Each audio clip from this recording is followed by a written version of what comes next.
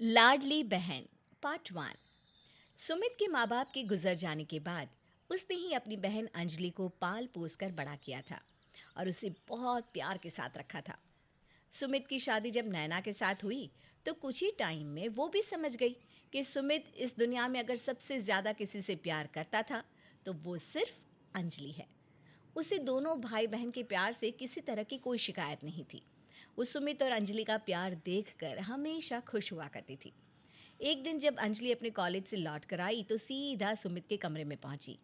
भैया, मेरा final year चल रहा है ना, मुझे लैपटॉप की बहुत ज़रूरत है। आप प्लीज़ मुझे एक लैपटॉप दिलवा दो। ठीक है अंजलि, मैं संडे को जाकर तुम्हारे लिए लैपटॉप खरीद कर लाता हूँ। देखो बहन, तुम्हें किसी भी चीज़ की ज़रूरत हो तो मुझे बता दिया करो। मैं चाहता हूँ कि तुम अच्छी जॉब करो, अपनी लाइफ में आगे बढ़ो। थैंक यू भैया, आप मुझसे कितना प्यार करते हैं ना। आपके जैसा भाई पाकर तो मेरी लाइफ वैसे ही बहुत अच्छी है। कुछ देर के बाद नैना बाजार से लौट कर आती है। अरे सुमित, मुझे ना आपको एक खुशखबरी सुनानी थी। क्या बात है नैना, तुम्हारा चेहरा देखकर तो लग रहा है कि वाकई में कोई बहुत अच्छी न्यूज़ सुनाने वाली हो। सुमित, मेरी चाचा जी का बेटा है ना, उसके बेटे की पहली बर्थडे है। बहुत बड़ी पार्टी रखी है उन लोगों ने। अरे वाह यार, ये तो बहुत अच्छी बात है। वैसे भी कितने दिनों से किसी पार्टी में गए नहीं, बोर हो रहे थे। चलो अच्छा है, इसी बहाने आउटिंग हो जाएगी। सुमित, तुम तो जानती हो ना, मेरे चाचा जी बहुत पैसे वाले हैं। उनके यहाँ पर पार्टी में बहुत बड़े बड़े लोग आने वाले हैं। हाँ नैना, जानता हूँ, लेकिन इसमें परेशान होने वाली क्या बात है। अच्छा है ना, पैसे वाले लोग हैं, पार्टी भी अच्छी होगी। सुमित, मैं ये कह रही थी कि मुझे एक छोटा सा नेकलेस दिलवा दो ना। देखो, मेरे पास ना डायमंड की कोई ज्वेलरी नहीं है, और जो साड़ी मैं पहनने का प्लान बना रही हूँ उस पर तो सिर्फ डायमंड की ज्वेलरी ही अच्छी लगेगी। नैना, बात तुम्हारी सही है, लेकिन वो क्या है ना यार, इस महीने का थोड़ा बजट का प्रॉब्लम है। अच्छा जी, क्या प्रॉब्लम है? क्या आपको भी अपने लिए कुछ खरीदना है? अगर ऐसी बात है तो ठीक है। नहीं नहीं नैना, बात ये नहीं है। वो क्या है ना, अंजलि को एक लैपटॉप चाहिए था। अगर मैं उसके लिए लैपटॉप खरीदूंगा तो फिर तुम्हारे लिए ज्वेलरी खरीदना थोड़ा मुश्किल हो जाएगा ना। देखिए, अगर अंजलि का लैपटॉप अर्जेंट नहीं है तो आप प्लीज़ मुझे ज्वेलरी दिलवा दो ना। अगले महीने आप उसके लिए लैपटॉप खरीद लेना, मुझे कोई प्रॉब्लम नहीं है। देखो नैना, लैपटॉप उसके लिए अर्जेंट नहीं है, लेकिन फिर भी मैं जानता हूँ कि अगर मैंने उसे अभी नहीं दिलवाया तो वो उदास हो जाएगी, और मैं अपनी बहन को उदास नहीं देख सकता। ठीक है, आप अंजलि को लैपटॉप दिलवा दीजिए। वैसे भी उसकी पढ़ाई लिखाई की चीज़ है, इसमें हमें किसी तरह का कॉम्प्रोमाइज़ नहीं करना चाहिए। कुछ दिनों के बाद अंजलि के कॉलेज में एक पार्टी थी। अंजलि उस पार्टी में जाने के लिए तैयार हो रही थी। उसी वक्त नैना को भी अपनी सहेलियों के साथ किसी पार्टी में जाना था। अंजलि और नैना दोनों अपने अपने कमरे से तैयार होकर बाहर आई। अंजलि ने बहुत शॉर्ट सा ड्रेस पहना हुआ था और नैना ने सिंपल सा जीन्स टॉप। लेकिन अंजलि को छोटे कपड़ों में देखकर नैना को कुछ सही नहीं लगा। अंजलि, ये तुमने किस तरह के कपड़े पहने हैं? ये ड्रेस तो बहुत शॉर्ट है। रात के वक्त ऐसे कपड़े पहनकर पार्टी में जाना मेरे हिसाब से ठीक नहीं है। भाभी, आपने भी तो शादीशुदा होते हुए जींस टॉप पहने हुए हैं। जब आप शादी के बाद भी जींस पहन सकती है तो मैं तो अभी कॉलेज में पढ़ती हूँ। मेरे कहने का वो मतलब नहीं था अंजलि। मैं बस तुम्हें समझाना चाहती हूँ कि तुम थोड़ा ठीक ठाक सा ड्रेस पहन सकती हो ना।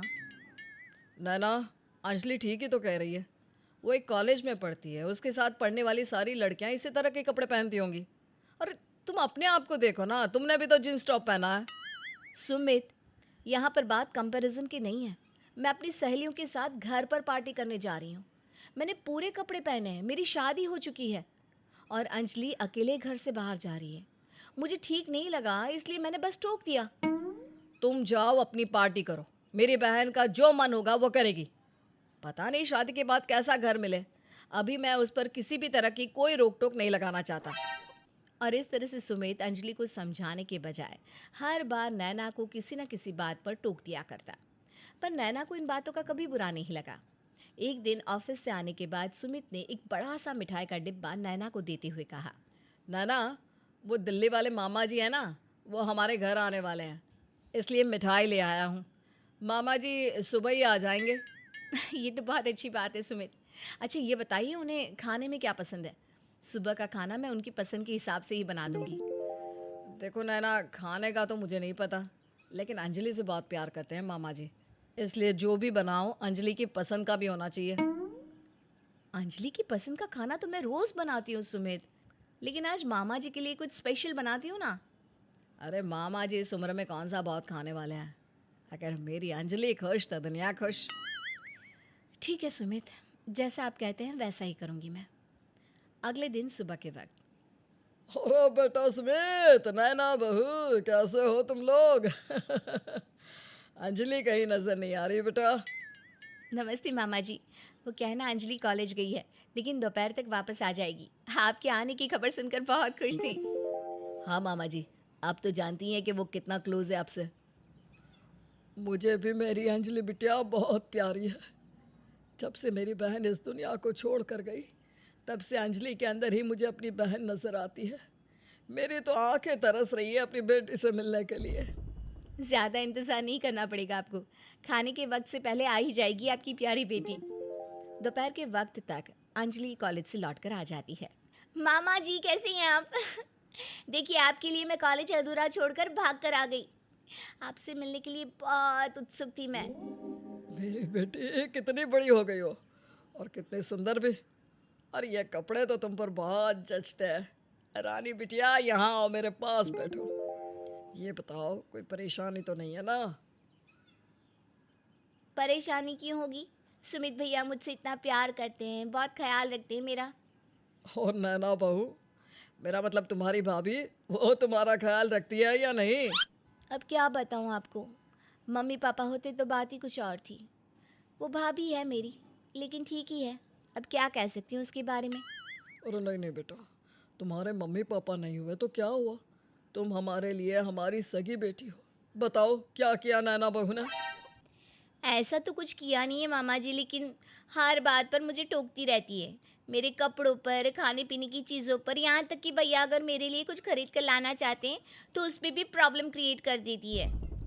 नैना को देखकर ऐसा लगता तो नहीं है, लेकिन अगर ऐसी बात है तो मैं उसे समझाऊंगा। नैना उस वक्त वहाँ पर नहीं थी। कुछ देर के बाद जब वो मामा जी सुमित और अंजलि के लिए खाना लगा देती है और सब लोग खाना खाने लगते हैं। अरे क्या बात है बहू, तुमने तो पालक पनीर भी बनाया है। हमारी पसंद का बहुत ख्याल रखा है। घर के बाकी लोगों का भी ख्याल रखा करो बेटा। जी बिल्कुल मामा जी। पर मैं आपकी बात समझी नहीं। घर में तो सिर्फ सुमित और अंजलि है और मैं उन दोनों का अच्छे से ख्याल रखती हूँ। अब बहू कहने से क्या होता है, हम अच्छी तरह से देख सकते हैं ना। क्या भाभी, आपने मेरी चॉइस की कोई चीज़ नहीं बनाई। सुबह भैया ने आपसे क्या कहा था? अंजलि तुम्हें पालक पनीर बहुत पसंद है और ये सेवइयाँ वाली खीर, ये दोनों ही स्पेशल तुम्हारे लिए ही तो बनाई है मैंने। लेकिन भाभी आप जानती हैं ना, आजकल मैं मीठा अवॉइड करती हूँ और पालक पनीर तो मैंने कब से खाना छोड़ दिया है।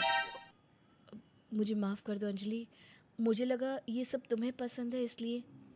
देखो बहू, तुम्हारे सास ससुर नहीं है और अंजलि तुम्हारी ननद है। तुम्हें उसका अच्छे से ख्याल रखना चाहिए। तुम्हारे और सुमित के अलावा उसका इस दुनिया में है ही कौन? मामा जी ऐसी बात नहीं है, नैना बहुत अच्छे से सबका ख्याल रखती है। अभी आप खाना खाइए, हम इस बारे में बाद में बात करते हैं।